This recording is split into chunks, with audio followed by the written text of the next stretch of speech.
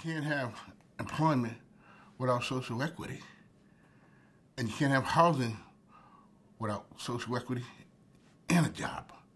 It is important to have people that are involved in equity in the planning process so they get to see and hear and view and sample some of all the paperwork that goes on and have an understanding about the different lingo that is used, that we use, that the planners use, that the state and city officials use. It was kind of hard because, again, we're all mixed people. We all got different views, and for me, I'm coming strictly from the community. And I'm from the South Side. I'm 63 years old, and I want to make sure that what was said and done in this process actually gets implemented. The trickle-down economics is what bureaucrats and politicians and consultants seem to keep pushing. This idea that the free market is not free, that you have to bribe all these developers to do what they do. And what that does is it starves those tax dollars, then starve the most vulnerable communities from tax dollars that could have went into them to directly help people.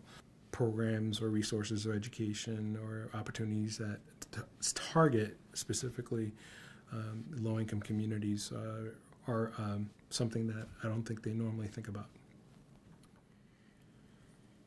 Equity was an important aspect from the very beginning in the framing of this project. It was part of our application to the funding source, which was the Department of Housing and Urban Development in particular.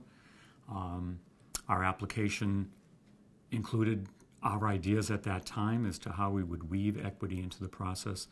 So we always felt that part of what we were trying to do in this effort was to, for us, break some new ground as to who we engage and how we engage them. We were constantly brought back to the issue of, okay, we're talking about land, we're talking about buildings, we're talking about development, we're talking about education, but we have to talk about people.